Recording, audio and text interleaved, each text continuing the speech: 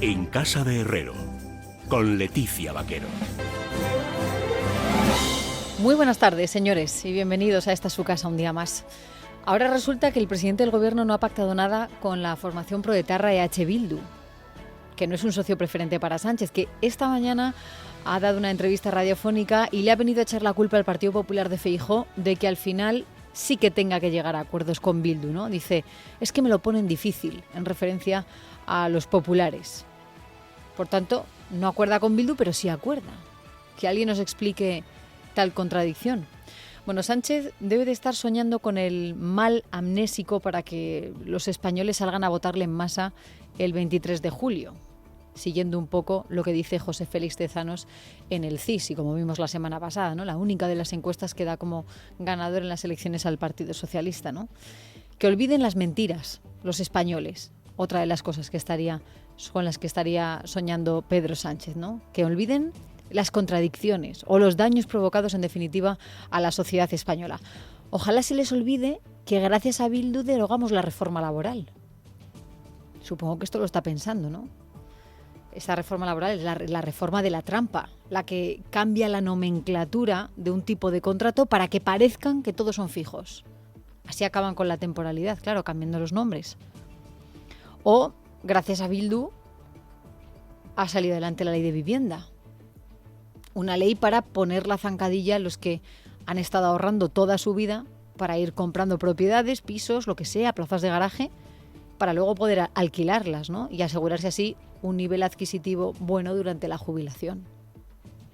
O retirando la Guardia Civil de Navarra.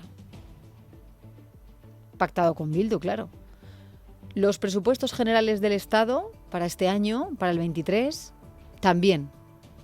Bildu estaba contentísimo, ese partido. Salió a celebrarlo, dijo que era bueno para la ciudadanía, para avanzar en el autogobierno, en el País Vasco, claro. Y a esto también que han pasado a llamar la memoria histórica. Dijo allá por el mes de noviembre la portavoz de esa formación, proetarra, Merche Uzpurua, dijo, nos alegramos de seguir siendo el instrumento útil para la vida de la gente. Pero Sánchez, sin embargo, no lo ve así. Gobernar con Bildu no es cierto que haya hecho eso. No estamos hablando de que he gobernado con Bildu, porque no hay ministros, no hay consejeros.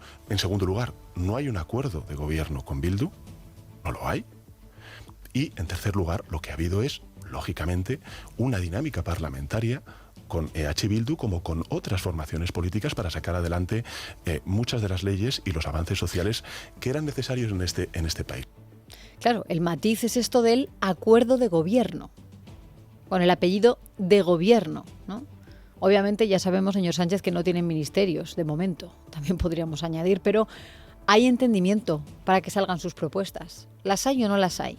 ¿Hay acuerdos con Bildu? Sí. ¿Hay moneda de cambio para llegar a esos acuerdos, para que sus leyes, por ejemplo, prosperen? La ley de vivienda, la reforma laboral, ¿las hay? Sí, claro que las hay. Entonces, hay acuerdo para que usted pueda gobernar. Claro, la cuestión es que en esta entrevista radiofónica en Onda Cero, el periodista Carlos Alsina le ha sacado este tema al enumerarle las contradicciones en su discurso a lo largo de todos estos años, ¿no? Por aquello de no pactaré con Bildu. Le pregunta, ¿y por qué ha mentido tanto? ¿Y qué creen que ha dicho el presidente del gobierno? Ha dado una respuesta de por qué miente a los españoles, más allá de para ganar las elecciones, que claro, obviamente eso no lo va a decir, ¿no? Bueno, pues niega las mentiras. He tenido cambios de posición política en algunos asuntos de Estado, como pueda ser el tema catalán, que usted antes ha hecho referencia, sin duda alguna. Lo he tenido. Porque he tenido que tomar decisiones muy difíciles, muy arriesgadas, lo dije en alguna de mis comparecencias, y también muy complejas. Bueno, podríamos decir que Sánchez anda un poco liado, ¿no? Eso si pensáramos bien. Si pensáramos mal, pues que Sánchez no asume ningún tipo de responsabilidad en su gestión, porque claro, él es consciente de que muchas de las personas que le votaron en 2019 ahora no lo van a hacer. Es que él mismo lo ha dicho durante la entrevista y en varias ocasiones, consciente de que no perdonan sus cambios de opinión, que es como él lo ha llamado, cambios de opinión, no mentiras. Bueno, por ejemplo, una de ellas, los indultos a los condenados por el 1 de octubre en Cataluña. Oriol Junqueras, los Jordi Sánchez y Jordi Cuixart, Raúl Romeva, Joaquim Forn, entre otros muchos. Fíjense en la respuesta que ha dado el presidente del gobierno de ese cambio de parecer, que no es una mentira. Yo lo que he hecho a unos líderes independentistas que han estado 4 años en la cárcel. No han estado 4 meses ni 4 días. Estuvieron 4 años en la cárcel. E insisto, cambié de opinión. Y lo hice porque entiendo que desde la presidencia del Gobierno de España, en un tema tan importante como es la convivencia en un territorio fundamental para nuestro país como es Cataluña, por su importancia económica, por su dimensión también y su trascendencia internacional. Cuando yo salía fuera de España, Carlos, a mí me preguntaban constantemente por la situación en Cataluña. Hoy no lo hacen. Y afortunadamente se ha dado un vuelco durante estos últimos 5 años. El independentismo no está en los niveles que estaba hace 5 años. Hace 5 años, claro, utilizaron a la hora de indultarles, hace ahora 2 años, justo, fue en junio del 2021, razones de utilidad pública. O sea, uno de los argumentos que es el que recoge la ley de los indultos para conceder esa medida. Pero el Gobierno fue un paso más allá y argumentó que había necesidad de restablecer la convivencia y la concordia en el seno de la sociedad catalana y en el conjunto de la sociedad española. Y a eso ha querido hacer alusión hoy Pedro Sánchez en esa entrevista. Por eso ha venido a decir también el presidente del Gobierno que ahora ya no hay un problema en Cataluña, ¿no? Que están desactivados esos puntos conflictivos. Bueno, estas son algunas de las chinas en el camino de las que Sánchez es consciente y que puede que haga, que tenga que hacerse una mudanza desde la Moncloa hacia no sabemos dónde, ¿no? Hoy, de hecho, hemos conocido 4 encuestas y que apuntan a ello, a esa mudanza. Hasta la de 40 dB para el país apunta a que la suma PP-Vox ya rozaría la mayoría absoluta, 2 escaños se quedarían de la mayoría absoluta. Hay otras encuestas, por ejemplo, La Razón, El Confidencial y OK Diario, que apuntan a un ascenso de estas 2 formaciones que, sin embargo, sí que superarían y con creces la mayoría absoluta. Hablamos de las 176 escaños y que quedarían bastante por encima, incluso 183 en el caso de la más optimista. ¿Qué pasaría con un acuerdo de gobierno con el Partido Socialista y con Sumar? La única manera de poder gobernar en este país, ya saben que es llegando a ese tipo de acuerdos, ¿no? O estas formaciones o las que tienen que ver con la derecha. Bueno, pues dicen todas estas encuestas que PSOE y Sumar no llegaría ni a los 142 escaños, en el mejor de los casos. En el mejor y con creces, ¿eh? Y hablamos de la encuesta publicada por el diario El País. 142 escaños sería lo máximo. Fíjense, los demás hablamos de 127, 130, 126.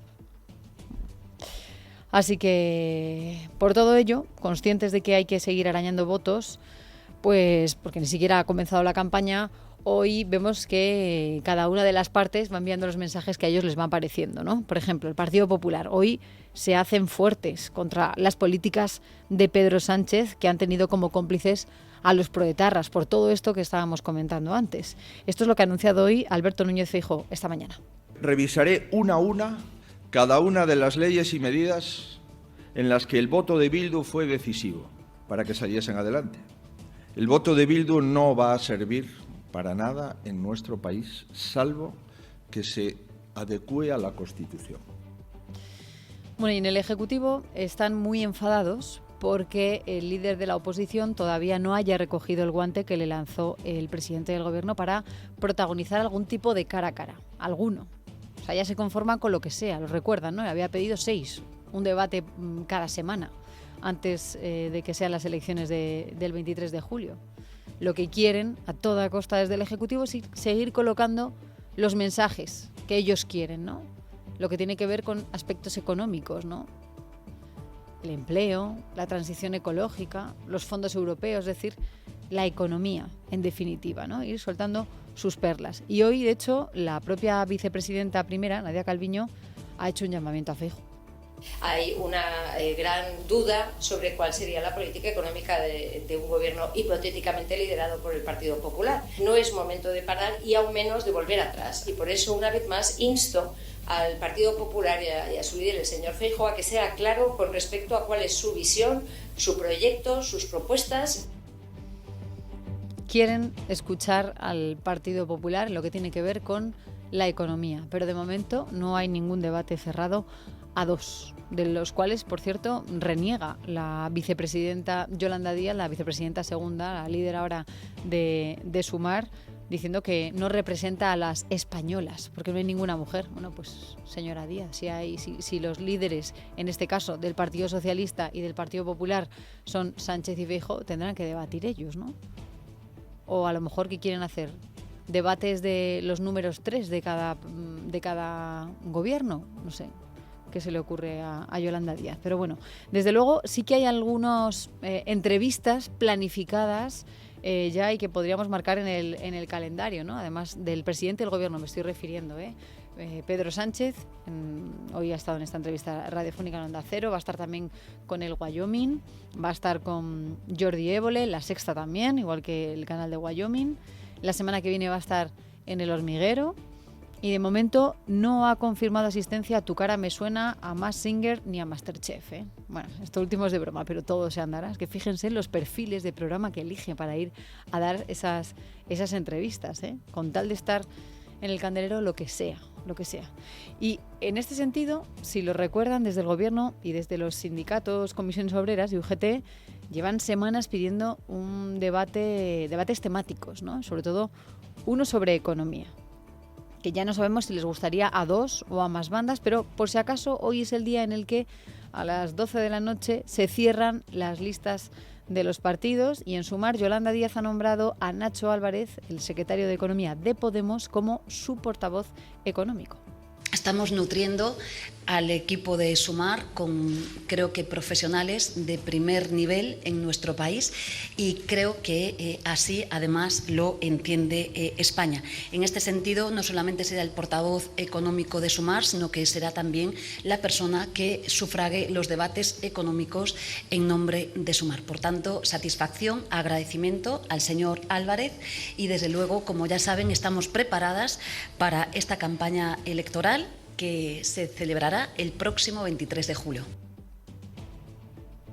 ¿La campaña electoral el 23 de julio? ¿O cómo? Bueno, ¿y qué va a sufragar el debate? Bueno, Álvarez es el secretario de Economía de Podemos, es además la persona encargada de liderar ese equipo de negociación de esa formación comunista en las negociaciones de los presupuestos generales del Estado. Él ha formado parte de la comisión negociadora de la Ley de Vivienda, del impuesto a la banca y a las energéticas, de la moratoria de los desahucios, el decreto de los suministros básicos, los alquileres, la excepción ibérica, el ingreso mínimo vital, apoyo a las familias bajas de maternidad y paternidad, y de ahí que Yolanda Díaz haya decidido llevárselo como portavoz económico. Una persona entre dos aguas, entre Yolanda Díaz e Ione Belarra, y que ahora, bueno, pues dentro de ese acuerdo alcanzado con Unidas Podemos, ha hecho este anuncio en la lista de Yolanda Díaz.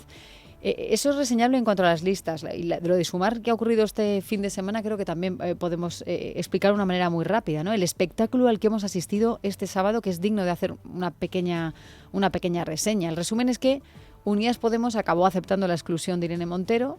Esta, de hecho, se despidió diciendo: quiero agradecer los esfuerzos de tanta gente para levantar un veto injusto que Yolanda Díaz ha decidido mantener, y lo dijo durante su intervención ante el Consejo Ciudadano Estatal de su partido, de Podemos.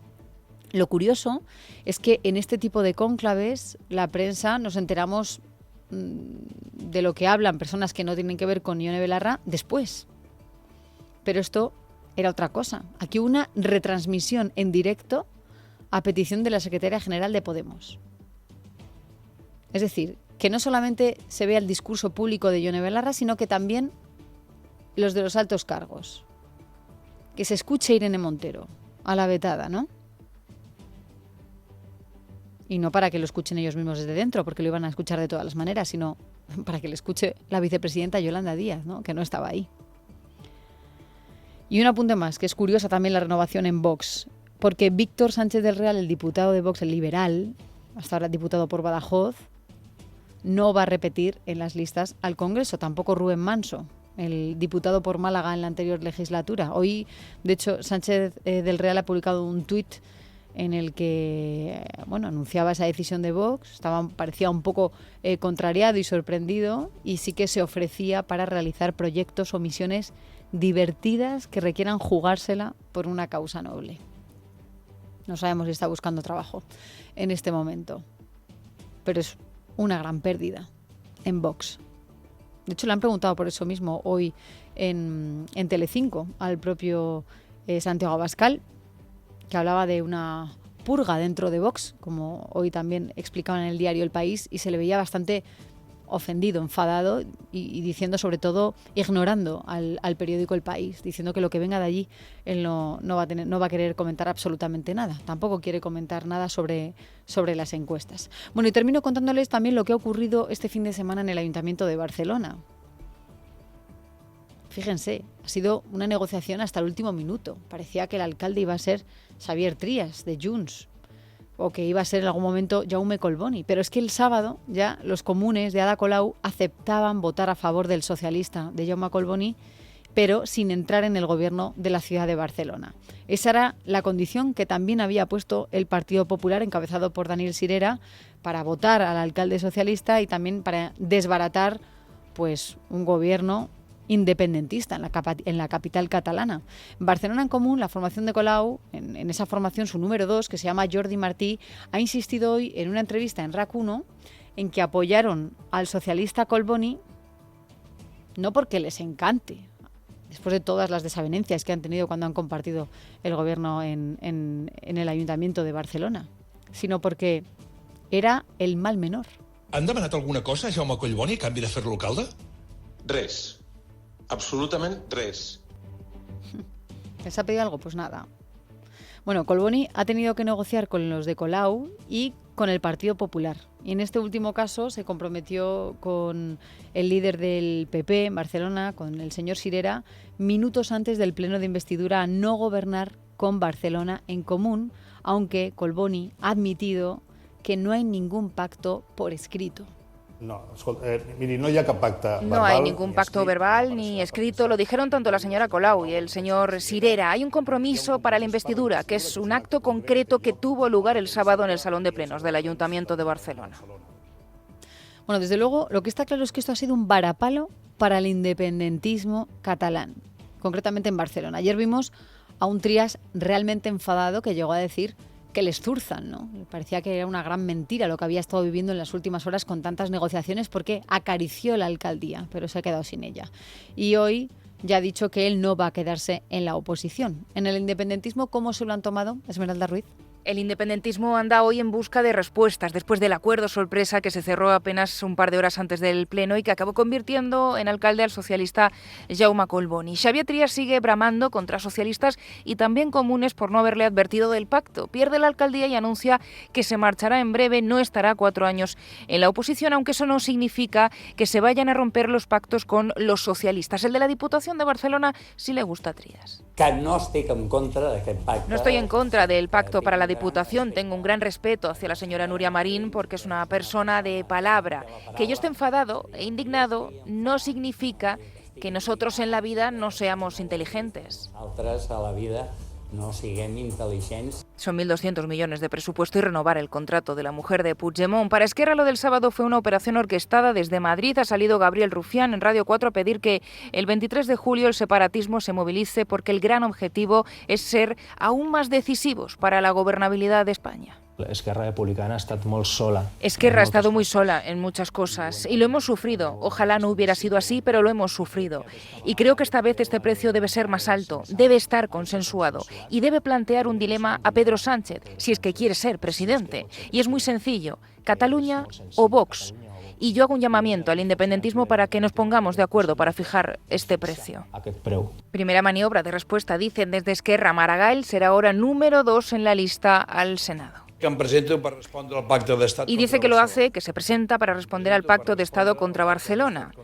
Tenemos que pasar del veto al voto. Así es como se revuelve el separatismo tras perder la capital catalana y así es como tratan de combatir llamamientos como el de la ANC, que pide ahora votar con una papeleta del referéndum o la abstención directamente el próximo 23 de julio.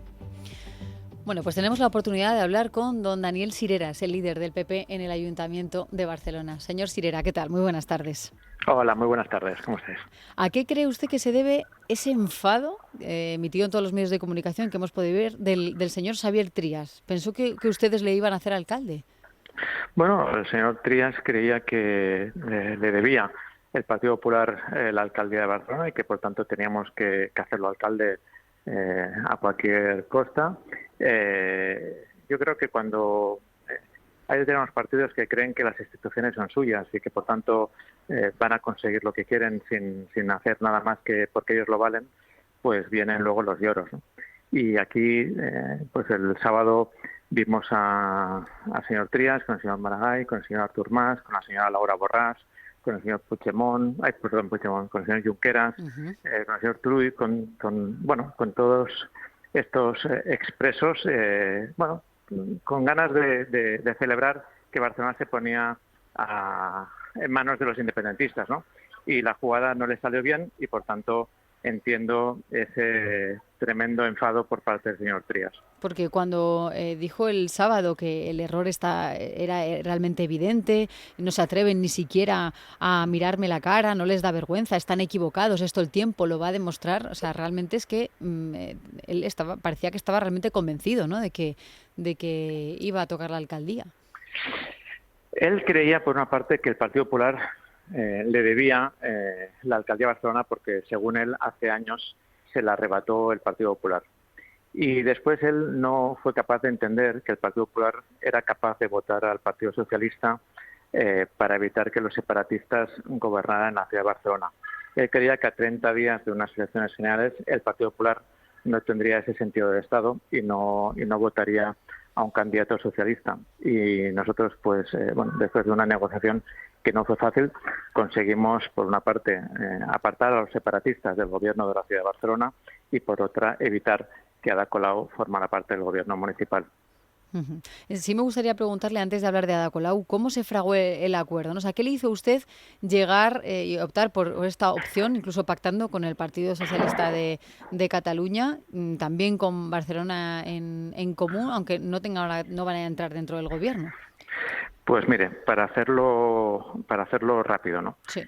Nosotros, la verdad es que elegir entre Trias, que era el candidato de Puigdemont, o Collboni, el Partido Socialista, con Ada Colau, pues en un primer principio yo lo que pensé es en votarme a mí mismo, porque creía que era lo más lógico, ¿no? Luego, cuando vi que el señor Trias llegaba a un acuerdo con Esquerra Republicana Bildu para presentarse a las elecciones conjuntamente, entendí que debía explorar un pacto con los socialistas, lógicamente un pacto que dejara fuera a Ada Colau de esta ecuación.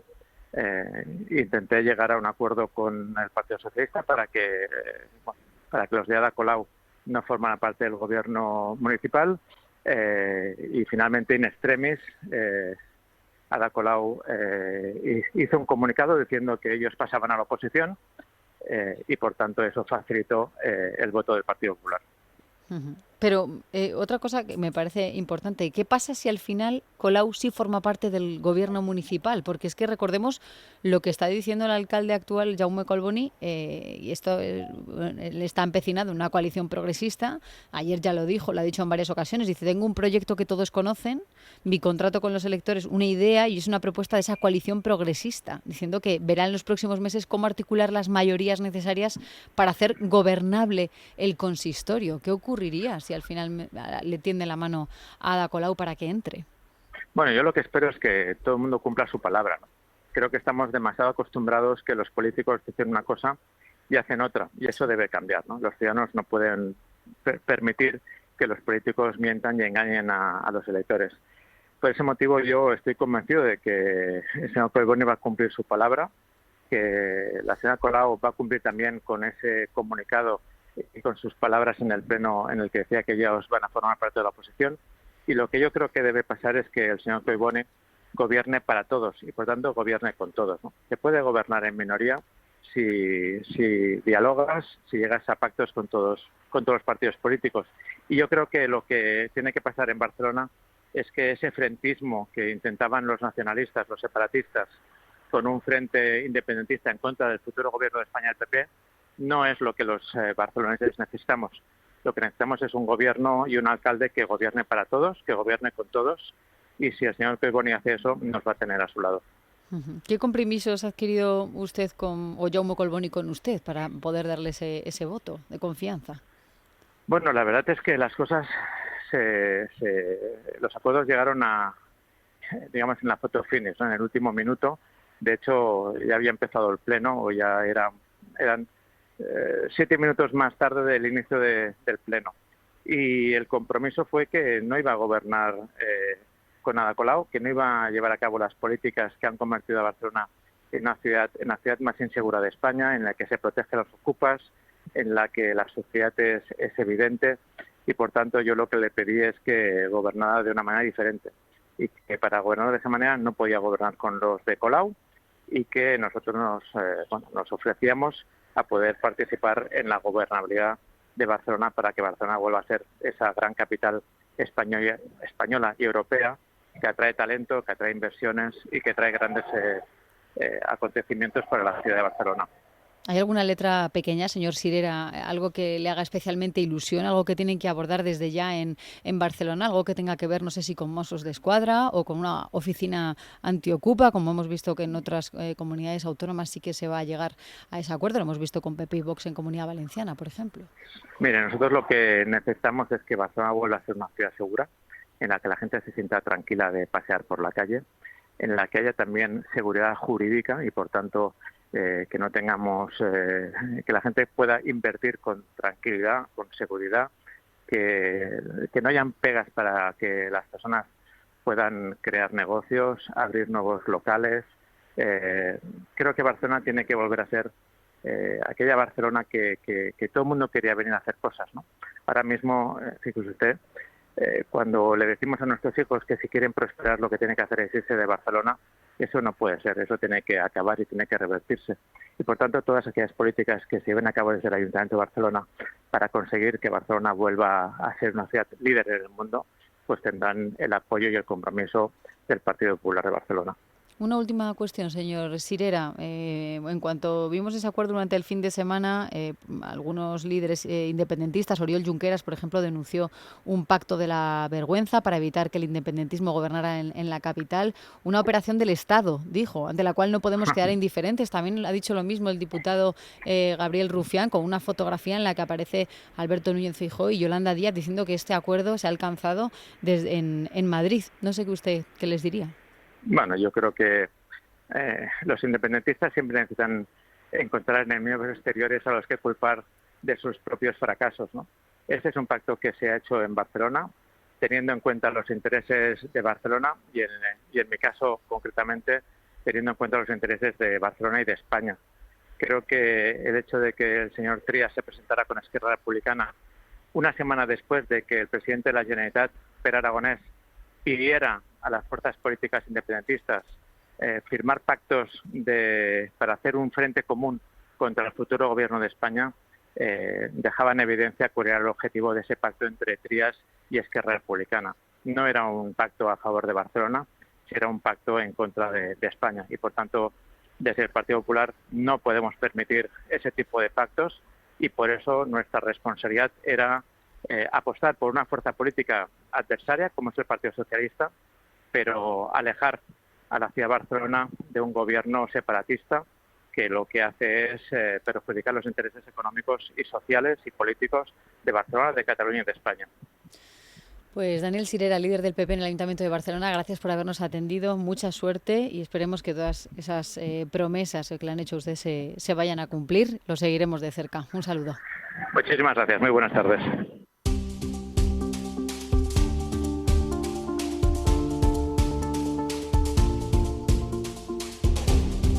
Son las 4:30, las 3:30 en las Islas Canarias. Les resumimos ahora otras noticias de la jornada con la ayuda de Esther Nieto. ¿Qué tal, Esther? Buenas tardes. Buenas tardes, Leticia. Nuestra economía crece más de lo esperado. El Banco de España sube 0,7 puntos su previsión de crecimiento para 2023, situándose así en el 2,3%, una cifra que está por encima incluso de las previsiones realizadas por el propio Gobierno, que eran del 2,1%. Al mismo tiempo, el Banco de España ha corregido a la baja su previsión de inflación para este año hasta un valor del 3,2%, 5 décimas por debajo de su anterior estimación de marzo, aunque eso sí, el Banco de España avisa de que la deuda y el déficit volverán a subir a partir de 2024 si no hay un plan de ajuste.